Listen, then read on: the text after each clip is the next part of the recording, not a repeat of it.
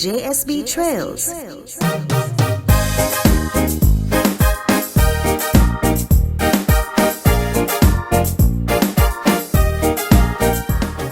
Welcome to JSB Trails, a beacon from the past, lighting the future.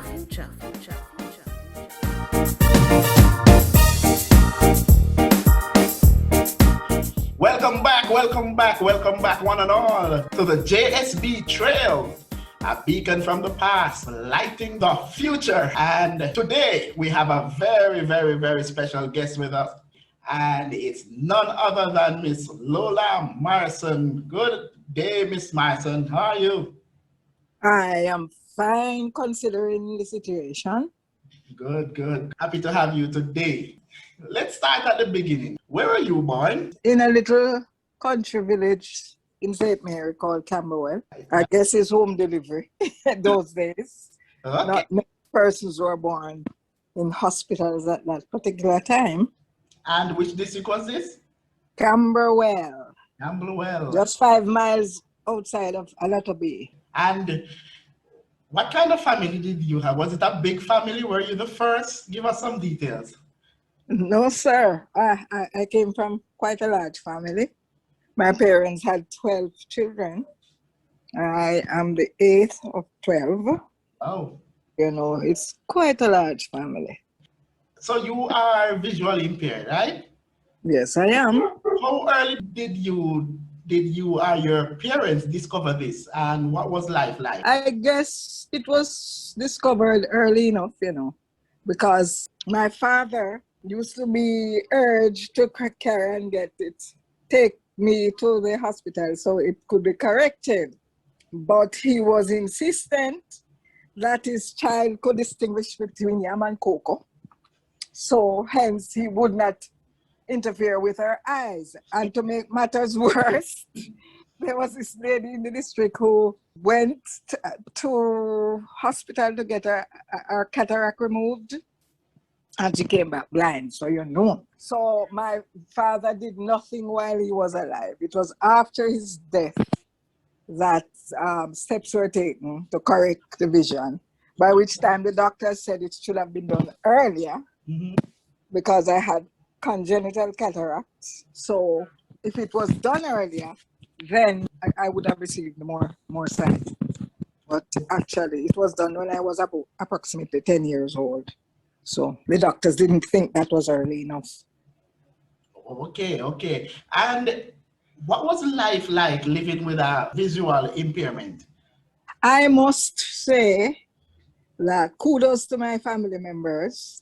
I participated in everything that normal children participate in. Climb trees, go to a bush, cook a bush, pick pimento, do everything with my siblings. I was not prevented from doing everything with my siblings. So I got a relatively normal upbringing, despite the challenges. Roll with a bush, but still there anyway, you know, and that sort of thing. Right. So tell us now about schooling. Well, the schooling thing came about, you know, children all over. We were mischievous, and when cars come into the district, you stop them and you run. Yeah. Yes. On this fateful day, the motor vehicle of the public health nurse who had responsibilities for vaccinating children in my district. And we stopped the car, and she stopped, and everybody disappeared. I was running, stumbling, but running up the hill because I live on a hill. And she said, "Come here, little girl, come here." So anyway, I went back to her, and she, you know, asked me if I was not able to see properly. I told her yes. So she called my mother, and to cut a long story short, they arranged for me to see an eye specialist in Kingston, which was done. And then after the surgery was done, then it was arranged for me to go to the school for the blind. Of course, when my mother told some of the persons in the district about it, they say, "You're mad, missus. You're going to send your picnic go school with seal blind picnic. But that did not deter my mother. She said me nevertheless. So, that is how we started out. Right. And then life at the school for the blind now. Life at the school for the blind, of course, was quite, interesting. We participated in a number of things. I guess in your days, it may have been a little different. In my days, when I went to school, they didn't have any Perkins Braillers. They had what is called Stainsby. Right. And the writing frame. Mm-hmm. So the older girls and boys used to use Stainsby. And of course, we young ones were taught to use a frame to write, and then you had another frame to do the mathematics. Right. With some pegs, which you, to think of those days now, it looked very archaic. but anyway, I was a child who explored a lot. So I guess I did relatively well. Right. And I didn't stay in the lower class for long. I spent 1 year in juniors 1. Then I moved to juniors 2 the next term. And by the following term, I was in juniors 3. And then at the end of the school year, I was moved to Form 2. So I skipped Form 1. Right. And of course, we had a relatively normal childhood. The persons who were in charge of the school then, quite strict.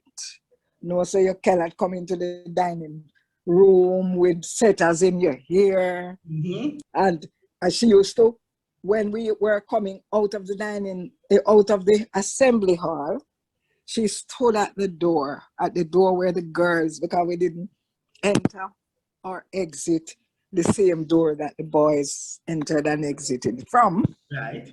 So, she was there. And if you, as young girls and so, if you have any nail polish on your hand, you better hide the hand. You would be sent back down to the dorm to get that off. If your clothes stay in a like a funny way, mm-hmm. then you know that has to be corrected. Your shoes has to be shined, and that's it. So those are the things she was looking for. We also had, when we were at school, we had our work sessions in the mornings. Mm-hmm. I was assigned to a number of sessions, different work sessions. I was assigned to clean the dining hall. I was assigned to comb the smaller children's hair. Right. I was assigned to clean the classroom, so that kind of thing, sort of molded us. Right. To have. Because of course, you're not taught to cook on them something. Right. And parents were very, very overly protective. Yes, definitely. So they don't want you to go near the fire. Right. When you're at home. So I used to stay near the kitchen. I used to watch what is done. So theoretically, I knew how to cook. Mm-hmm. But practically, we never do much of it. Right. As children. The most we were able to do in the guides, we would make plantain tart, and once they took us over the play field and we cooked. I remember what we cooked on outside wooden fire. We also used to be given the opportunity to choose the menu for the week. Right. When Major Cup was there. Right. And of course, we chose all our favorite meals. Wow. So at that age, you guys were given responsibility. Yes, somewhat. It wasn't bad considering. Right. We used to help them in the kitchen sometimes to help to wash the dishes, because sometimes they had a dishwasher. Right. And they just put the dirty dish then wash them out before them put them in the dishwasher. So the next morning you would see the residue from the meals you had the night before on the dishes. On the plates. Wow. Yeah. One of my colleagues got in quite trouble with some of our past students with that. Mm-hmm. because they felt that he was not speaking the truth, but he was actually speaking the truth. Wow. Like, exactly what happened.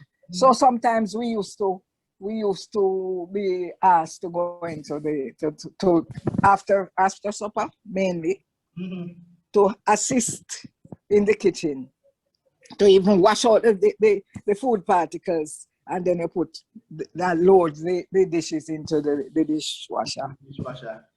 Mm-hmm. Tell me now about early life after school. Well, early life after school, I did a course while I was still at the school, but not in class. I did a commercial course.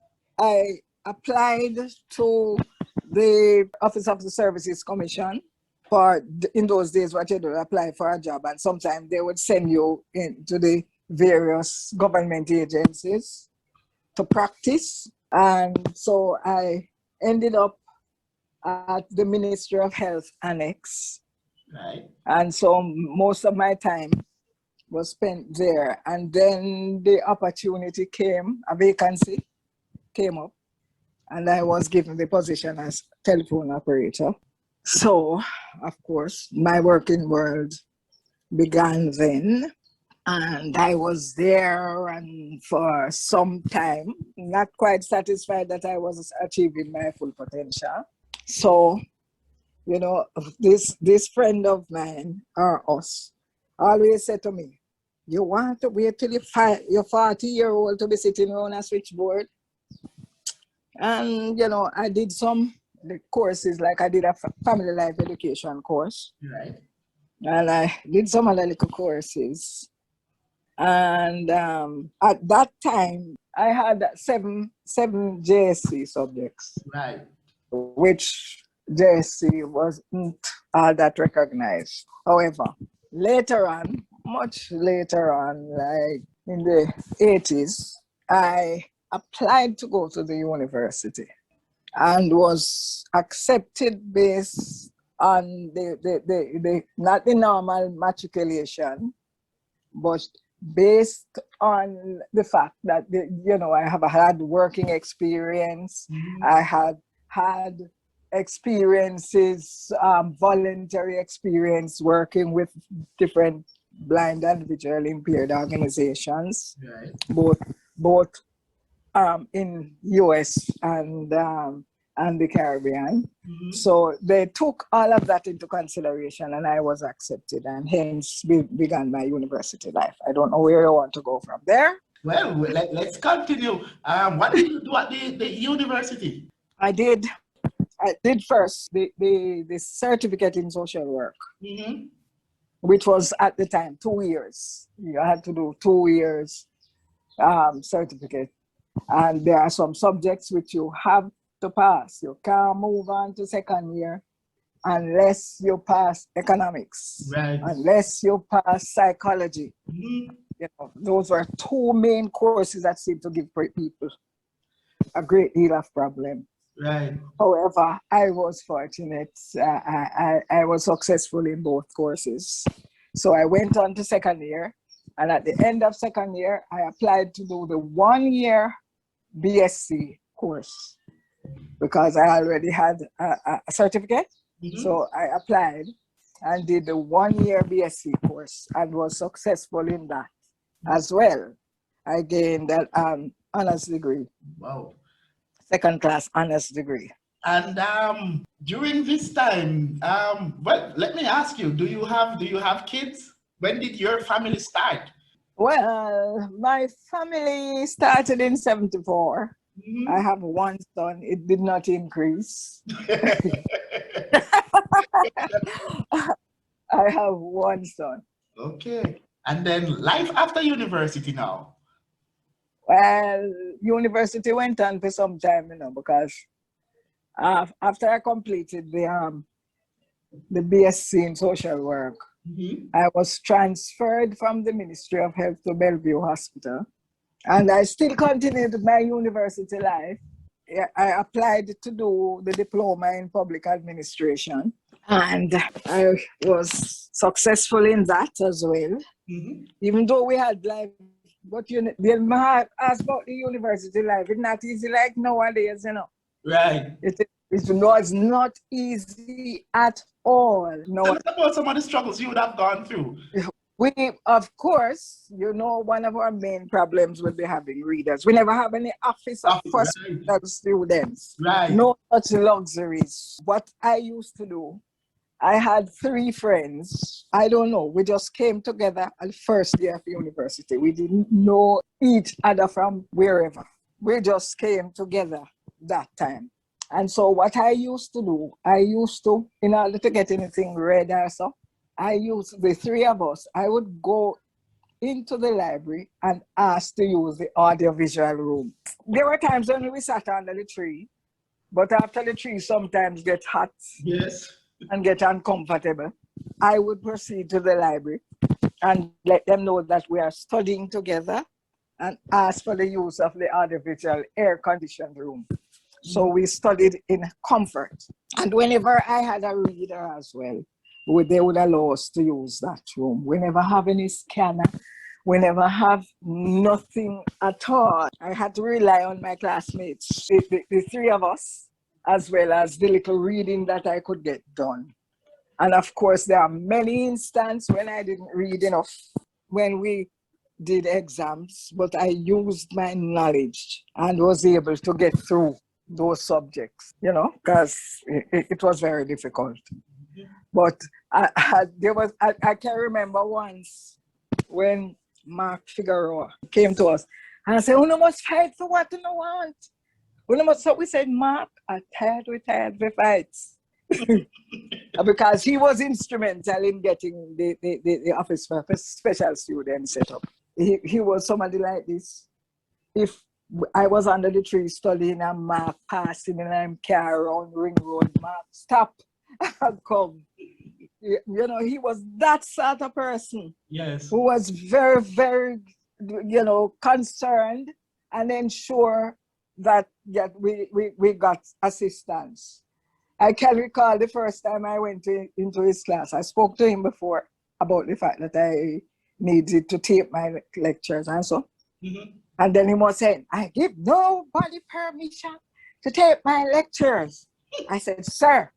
He said, "You all right, man, you all right." Right. So, and then Dr. Robatham as well. After a time, Dr. Robatham would save the front seat. Any student sitting in that seat would have to get up when I walk into IFLT, which is the Interfaculty Lecture Theatre, because that class usually has 600 students. Wow. And my class used to end at 4, and that class started at 4. Mm-hmm. So Dr. Robatham would ensure that my seat is secure near a plug where I can plug it. We had some very good lecturers. I really have to lift my hat to them. They were very supportive. We have a few we had to try and bring, because I was called up in classes and, reprimanded for taping in their lectures and all that sort of nonsense. Wow. But I can recall once I was in a family law class, and this great lawyer came in. "On the point of order, young lady, you're not supposed to tape my lectures." Wow. I didn't have to open my mouth. I did not have to open my mouth. The entire class took him on. And he came back and apologized afterwards. So we've had some, really stressful times, but we had some good times as well. And we knew that we had to be innovative. Yes. Had to be innovative because you never have the resources. It was when I did my master's that by that time now, the Office for Special Students came into being. And computers were there then. When I started university, I had to use a typewriter. Wow.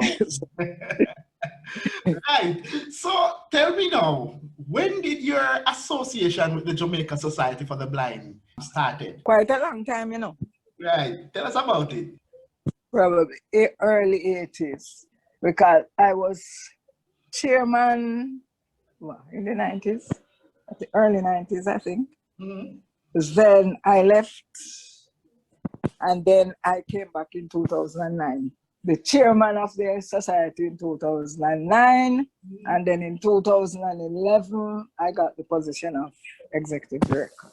Right. But let's start back in the 80s. When you just came to the Jamaica Society for the Blind, what was it like? What was the Society for the Blind like at that time?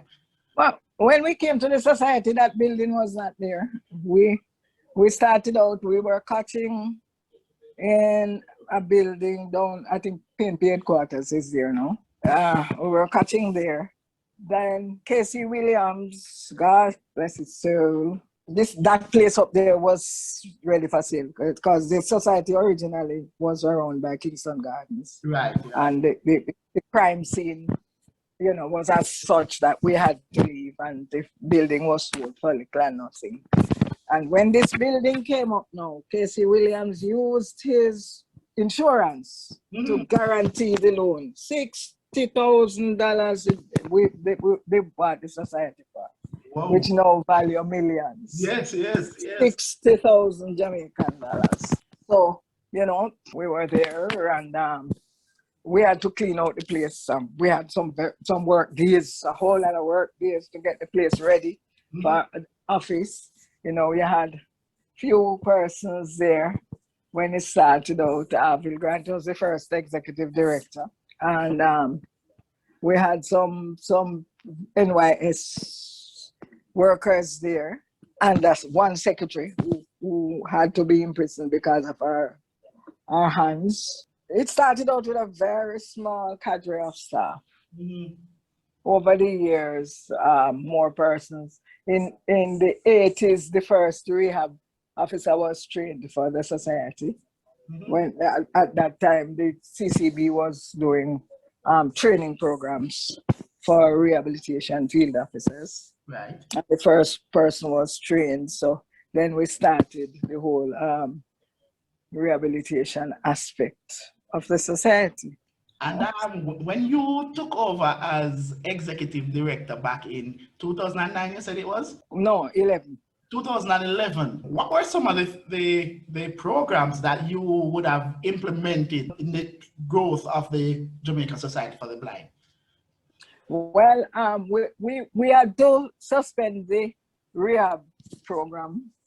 So I reinstituted the rehab program, of course. And we had a number of projects to raise funds to establish the lab, because at that time the computers in the lab were all old. And so the first EU project was done. And we got some new computers as a result of that. Right.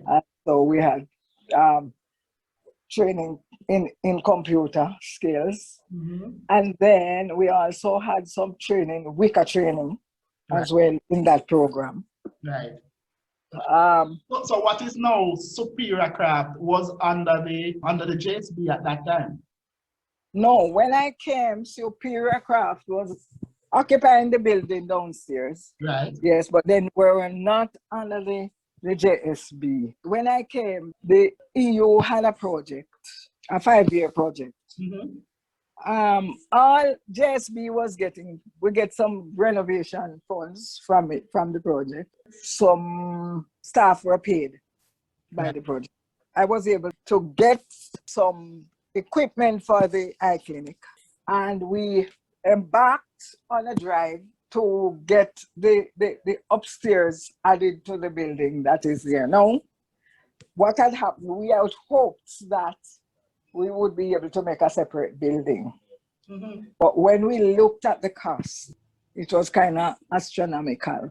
Right. So hence, a number of us who were on the resource mobilization committee at the time, we decided then that the cheapest way out would be to put something on top of that, strengthen the building downstairs.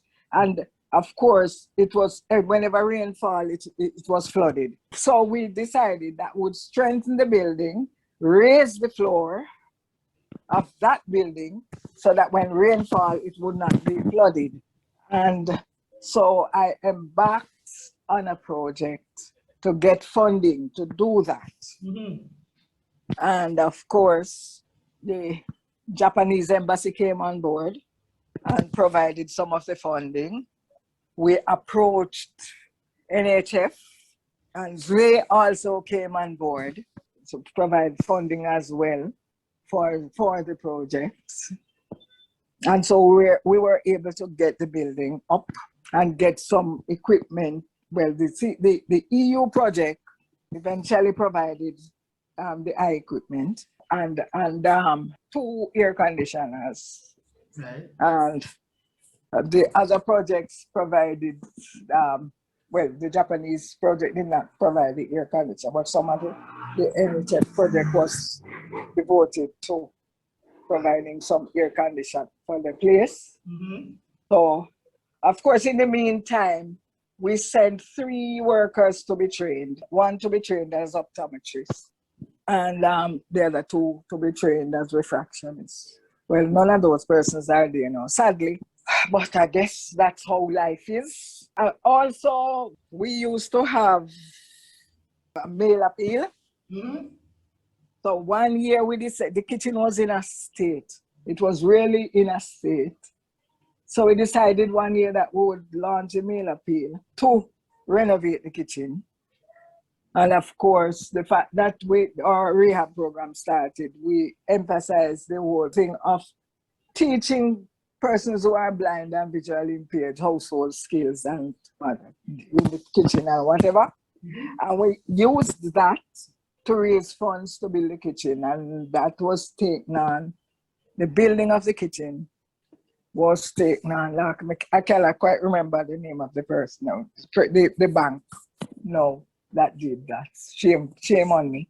But then I guess I am expected to forget things. Yes, yes. But they came on board and they renovated the kitchen to the state that it is in now. And we sought to get the stove and a fridge and whatever for the kitchen. And so we were able to get that. I guess Hassan came in and saw downstairs. It wasn't tiled or anything. And they decided to take up the tiling of downstairs where the clinic. Right. So they undertook to tile that place and get it sorted out. Also, too, we realized that the computer room, as it were, then the original computer room was a bit small. Mm-hmm. So I applied to Chase for funding to renovate the 2 small rooms that were there, to knock out the wall and get them into one. Right. And that project, it was undertaken after I left, but it was approved before I left. So that, to me, seems to be my activities at the JSB. You know, my real intention as executive officer, Right, is to get the JSB to a place where they were able to generate some sort of funding, even if it is not at the stage where they can totally depend on, but at least something is going. And that was always my aim as executive director, to Good. get that done. Yes, lovely. And in which year did your reign as executive director end? And I know that you are you visit this place as often as you can. So Well, I have not visited since 2020 March. well, we know what. No. Let me correct myself. I visited once since 2020 March.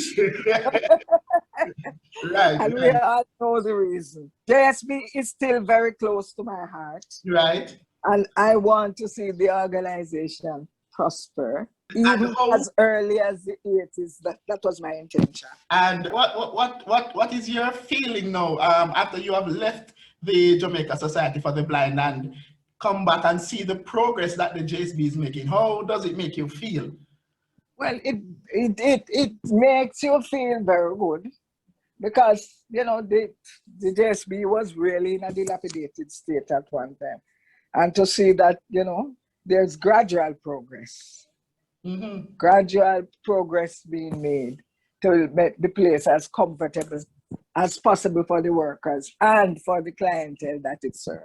And if you can give a word of encouragement to the staff, what would that word be? Well, my word of encouragement, has always been wherever you work, you should feel comfortable and you should, well, you can't say I should, but we hope that anybody who works at the JSB is dedicated enough to do what is needed, to get the JSB to a certain level. We are, of course, cannot be complacent and think that because the JSB has achieved so much over the years, we can't be complacent.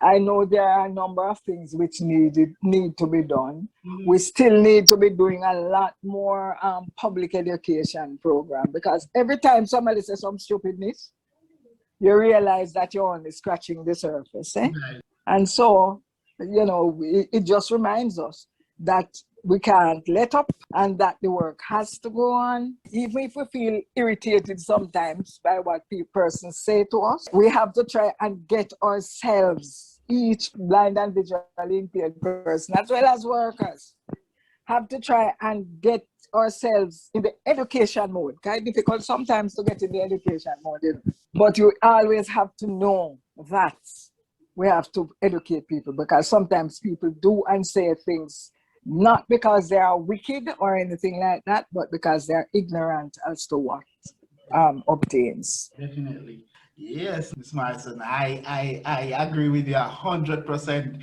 And I want to thank you so much for your time and the time that you have dedicated to the Jamaica Society for the Blind to take it where it is at the moment. And I hope as long as you live, you will be a part of us, guiding us and showing us the way forward. And I just want to thank you so very much for granting me this interview today. As long as the JSB is willing, I am willing. COVID not prohibiting whatever. I do whatever I am able to, because the JSB is dear to my heart. Thank you so very much, Ms. Marson. There you have it, folks. Another of our executive directors, Miss Lola Marson. And that's it for today. My name is Damian Rose, and join me next time for another JSB Trail, a beacon from the past, lighting the future. Thank you for listening to JSB Trails, a beacon from the past, lighting the future.